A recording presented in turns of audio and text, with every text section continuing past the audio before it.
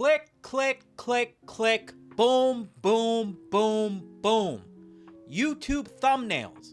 They are the movie poster of your favorite YouTuber's video.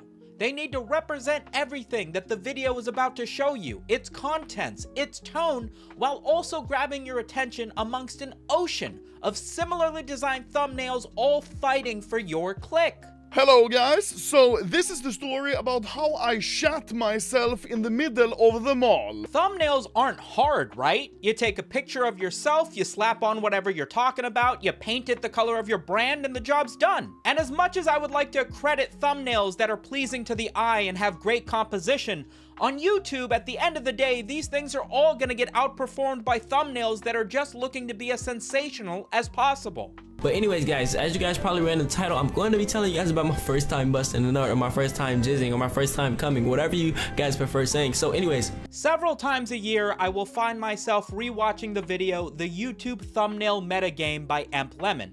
It does a great job at breaking down the cat and mouse game that creators need to play with chasing the YouTube algorithm, trying to keep their thumbnails in line with what it feels like all of the viewers are clicking on, while still keeping a level of authenticity and branding to let everybody know that this thumbnail with the red arrow in it is my thumbnail with a red arrow in it. And while that video is interesting and I have learned a lot about thumbnails from it, I feel like the people who disregard any and all authenticity or personality in an effort to just make the most clickable thumbnail possible, ones that are so outrageous that they get etched into the history of YouTube thumbnails themselves, feels like a piece of content in itself. MrBeast is arguably one of YouTube's biggest creators. With his videos averaging upwards of 50 million views, it's no wonder that his thumbnails would be the gold standard for what you would imagine the absolute best thumbnail on YouTube would be. However, MrBeast himself has been criticized for doing exactly that, leaving little to no personality in his content or his thumbnails, and rather focusing on simply making the most clickable image possible, regardless of how it may be interpreted in the long term. MrBeast found himself most criticized for his thumbnail on his video in which he cured 1,000 people's blindness, which I think might be changed at this point, but when it originally went live, had a child that appeared to be crying in the thumbnail next to MrBeast. Now, obviously, MrBeast is the king of the YouTube soy face that everybody knows matches their eyes and forces you to click even if you don't want to. But something about getting a young child who was promised to have his blindness cured with an operation perhaps only if he was willing to pose for the camera made everybody feel quite a bit icky. Arguably, that criticism was well received because as of now, it is no longer a child in the thumbnail. The repercussions of MrBeast's extravagant thumbnails and challenge-like videos wouldn't disappear with him swapping out that thumbnail for one that was a little bit less icky. Most notably, you can see this in YouTuber Phidias, who posted a video spending 100 hours in the world's poorest country with arguably one of the worst examples of a thumbnail that you could use for something like this. Making a challenge out of surviving for less than a week in a country where other people live their entire lives is already kind of stupid, but then to make the thumbnail you surrounded by African children in a pose that makes it seem like the children are the thing that's turning your vacation into a challenge just spews cringe. The YouTuber Phidias was also met with enough criticism where he eventually changed the thumbnail to something that felt a little bit more like a human connection, but the conversation about how MrBeast's sensationalization of every video that he makes continued on. You would see people titling their videos as if it's a challenge just because MrBeast does the same, but it'll be age-old stuff like I listen to an album every day for a month. That's just called commuting to work, bro! The Gamer from Mars is a commentary channel on YouTube that covers all sorts of stories and has been making videos for the better part of like 10 years. I would argue he also has a major hand in shaping the way that current YouTube thumbnails are designed because of the success of a video he made covering the drama around Game Grumps, in which the thumbnail highlighted boldly the text drinking, abuse, and lies. Despite the fact that this video would only go on to get less than 2 million views, which in the grand scope of things isn't like game changing, something about this thumbnail resonated tremendously, both with Gamer from Mars, who made a website and merch with the same text, as well as a number of other YouTubers who decided maybe it's a good idea to fill my thumbnail, an image, with a bunch of text that showcases the most sensationalized aspect of the story that I'm covering. Realizing over the course of time that most people's YouTube homepage shows the thumbnail in a giant square and the text simply in a short line at the top, it makes a lot of sense to take your thumbnail and put the most important pieces of the title in the image so people read it first. Gamer from Mars was not shy about the success of this thumbnail and would continue to use it with other videos that he would make. Blank, blank, and lies would become the new thumbnail meme that would see a tremendous amount of success with even other channels, just sticking 3 crazy words in the thumbnail because it felt like that's what people were watching. New Rockstars is a YouTube channel that reviews and discusses media like TV shows and movies. While their thumbnails may not exactly have a long track record of being something that has changed the YouTube game, the few that they do have that have gone on to have mainstream success in the meme community have been greatly appreciated as YouTube thumbnails in the Hall of Fame. Does he know? What was he cooking? All in his mind. Did they Rather than the thumbnail simply being an entry point into the content that is the whole video, New Rockstars makes their thumbnail a piece of content in itself. It is its own meme that you can enjoy and share completely independent of the movie review that goes alongside it. GamerSups sells its product by having sexy women on every single piece of it. It's almost as effective as the 10% off discount link in my description. You know who else uses sexy women in order to sell their product?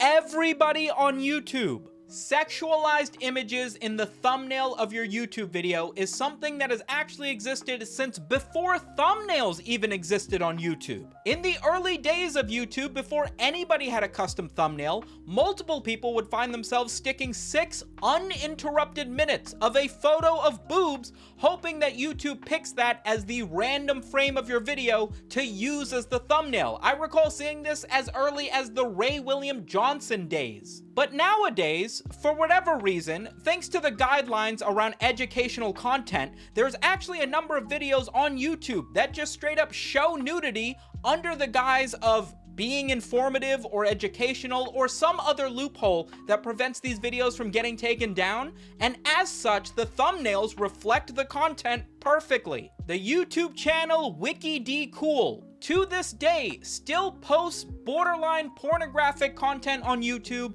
but skirts the edges by making all of them seem educational. If you want to, you can watch straight up videos of people shaving their asshole, and that's on YouTube because it's educational. This particular video, however, has been taken down, although not before garnering over 4 million views, and for good reason. I mean, who doesn't want to guess if the thing in their ass is a toy or not? The fact that you can post a video basically completely nude under the guise of doing a try-on haul where all the clothes just happen to be completely see-through, but you can't post any of those same images in the thumbnail of your YouTube video, shows that there is a clear difference in the art that has to go into the thumbnail of the video you're making and the video itself. Worse still is the fact that these see-through try-on haul videos, at least rightfully so, get age restricted on a platform that very much makes it clear that they have a massive child audience. But a video that I watched earlier this week by August the Duck reveals that there is still very much equivalently softcore pornography that isn't age restricted, though the thumbnails make it very clear that they are sexual in nature because they're brightly colored and appear like a cartoon to the robots that do the moderation on YouTube. They skirt completely under the radar. This is how we end up with YouTube videos about telling the story of your first time jerking off or top 10 butts in Fortnite. While neither one of these things actually sounds like something you'd want to click on and watch, the fact that they can get away with putting that in the thumbnail already feels like an accomplishment. Reaction thumbnails actually have a long history on YouTube. They mainly started with the reply girls. Basically, YouTube's algorithm made a change that made it so that responses and videos that were about a very popular video would get recommended next to that very popular video.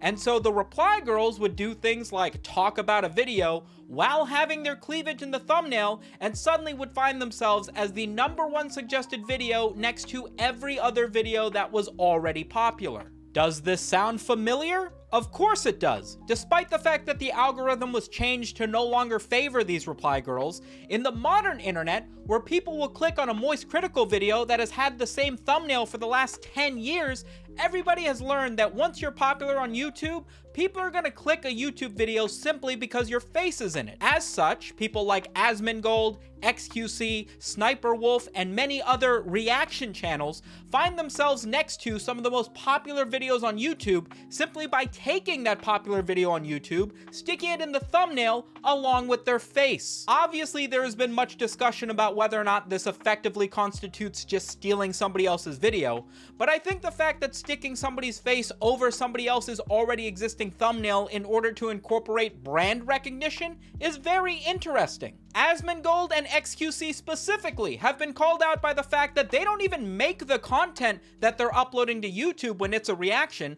resulting in their editors having to reuse the same few faces over and over again for the thumbnails, which means they put no thought into their thumbnails. Just stick the face on it, it'll do. PewDiePie actually spent the better part of several months just sticking the exact same face in the corner of his thumbnail over and over again because, hey, it's PewDiePie, people are gonna click. The internet is officially regressing. We went from having boobs in the thumbnail to just having a boob in the thumbnail. Red circles and arrows in YouTube thumbnails are a trick as old as time. If you don't have the ability to use good composition to draw your viewer's eye to the subject of your thumbnail, we'll just stick a big red circle over it or point to it with an arrow and boom, job done. I think this is an interesting thing to take a look at with the metagame of thumbnails because of this image. What exactly are they pointing out with this red circle? What am I supposed to be paying attention to? Here's the trick, there is no red circle. That is a hula hoop next to a bed. That is how much YouTube thumbnails have messed with your head. ASMR thumbnails, I think, are some of the funniest examples of modern day YouTube thumbnails turned memes. Originally, ASMR thumbnails were incredibly text heavy. I'm not exactly sure why, other than the reasons we've already discussed, where it's easier to read text on an image that's bigger than the small text in the title of the video, so people stick it in the thumbnail. ASMR videos are generally light whispers designed to give you a tingling sensation in your ears, and because it's usually 10, 20, 45 minutes long, they generally try to tell some sort of story or give you some sort of slow burning experience that you can expect that is thus described in the text of the thumbnail. For whatever reason, this took off as more of a meme than previous examples and has resulted in shitposting, with people making ASMR examples of things that are the opposite of relaxing, but hey, at least they tell you such in the thumbnail. Boyfriend drops 15 metal pipes ASMR? Why would anybody click on that? Oh,